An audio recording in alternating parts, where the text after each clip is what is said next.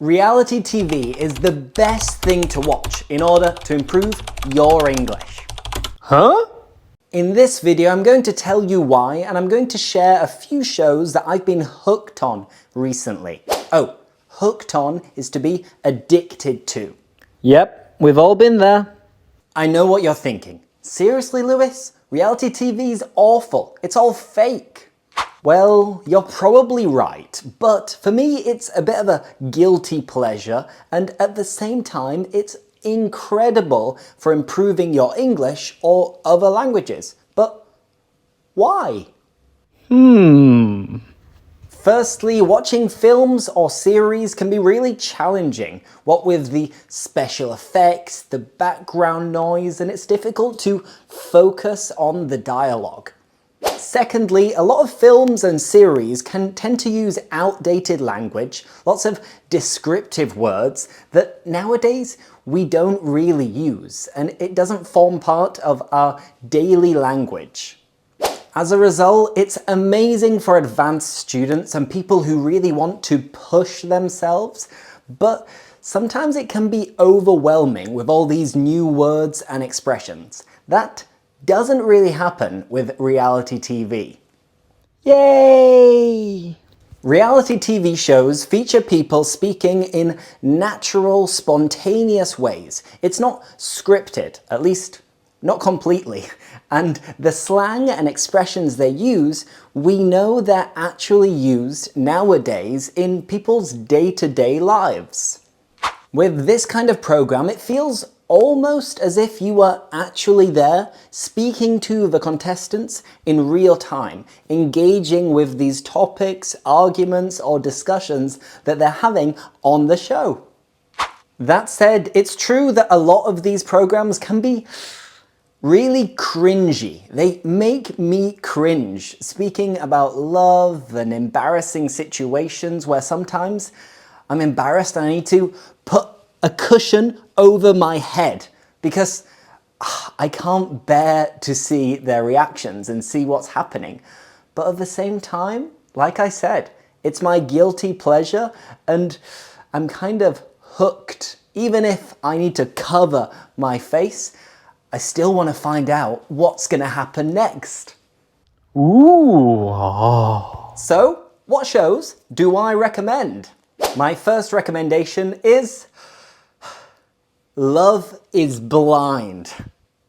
I bet you didn't expect that. Okay, hear me out. Listen to me. So, it's true that a lot of it can seem very fake. The idea of the program, of people meeting without seeing their appearance, people have done it before, and it is a little bit cringy, I must admit, but at the same time, when you've had a difficult day of work, you don't know what to put on, it's really good to just disconnect and to clear your head, and you don't need to think about anything. You're just looking at the show and seeing what happens, while at the same time they are having small talk conversations, trying to break the ice, and then from that point you can see if the couples actually like each other. Then maybe one of them will propose to the other person, and from that point they meet each other, you see their reactions, it can be a little bit funny at times. Then they go on their honeymoon, their specific holiday, usually after you get married, but in this case they do it before they start living together. Because they go on a honeymoon, then they go back to live their normal lives and see if living together is possible. And then finally, like a month later, they decide if they really do want to get married. We could also say to tie the knot. Tie the knot is an idiom which means get married. So that's a little bit of a synopsis, a little bit of a summary about the program. There are many versions, mainly the American ones, but I've also watched the Japanese one and the Brazilian one.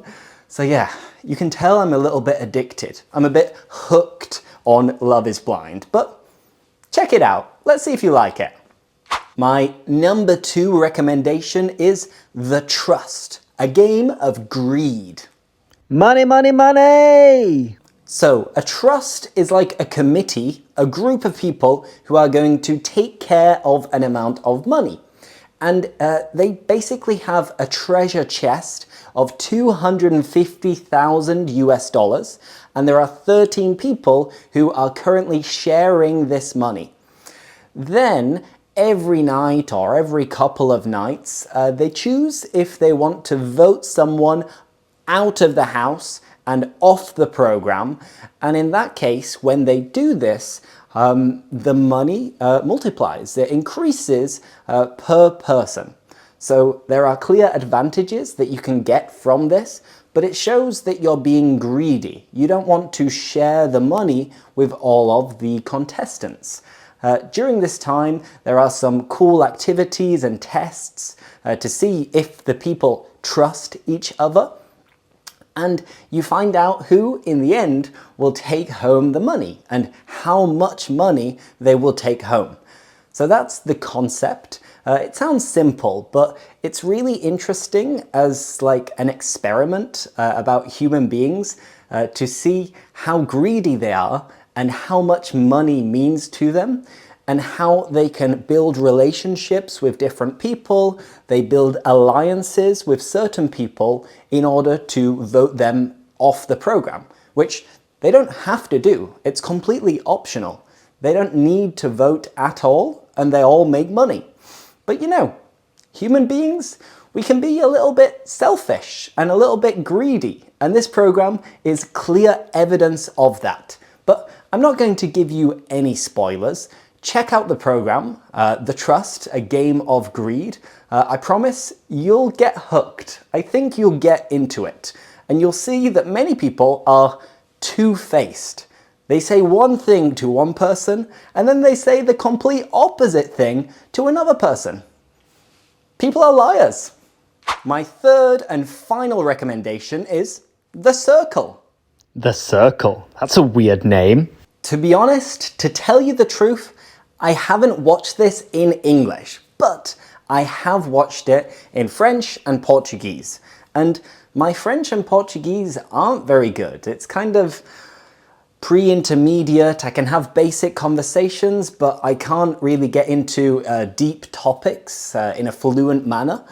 But I surprised myself, and I was shocked at the fact that I could understand pretty much everything with the subtitles in French or Portuguese and watching it in French or Portuguese because they are writing down messages and they are describing what they're doing. So it's really easy if you're immersed in the program to see what's going on. But anyway, the program, The Circle, if you're not familiar with it, there are initially 8 contestants, and they never actually get to speak to the other contestants and see each other physically. Everything is done basically on a type of social media. So they create their profile, they add photos and interests, hobbies, etc. But they don't need to be telling the truth. They might be lying all along, which is what makes it quite interesting. Because then they have to chat to other people, have conversations, see if they can develop a friendship, because then it's basically a popularity contest. At the end of each episode, people vote for who they get on best with, who they have the best relationship with, and the people who are the least popular are then kicked off the program. They are removed from the program. And as with all of these shows, there is something financial that you can win. I don't remember how big the prize is, but if you're there until the end and you are still popular despite many different challenges and games, then you take a percentage of the total amount of money.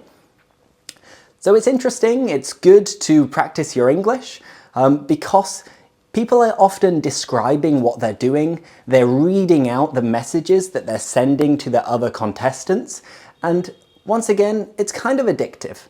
It's not the best program that you'll ever watch, but for learning a language and learning English, improving your English, it is a gem. It is amazing, unbeatable. Well, there you have my 3 recommendations. All of them are kind of similar. They're all available on Netflix, so it should be pretty easy to find them. And they have many things in common, which are basically the fact that it's easy to understand, they have normal conversations and dialogues, they use modern slang and expressions, and at the end of the day, it's a series. You want it to be entertaining, and I was very entertained watching these programs, and I think you'll be left with the feeling at the end of each episode of like, oh, what's going to happen next? I've got to carry on watching it. I need to keep watching it. So, fingers crossed you enjoy them. Yep, fingers crossed. That's it for today, everybody. I hope you enjoyed this slightly different video. If you found it useful, of course, hit that like button and subscribe for more. And I'm just curious, do you like reality TV programs? If so, which ones have you watched? Have you watched any of the 3 that I've recommended? And yeah, let me know what you think if you do watch them. So thank you a lot for watching, and see you in the next video. Bye bye!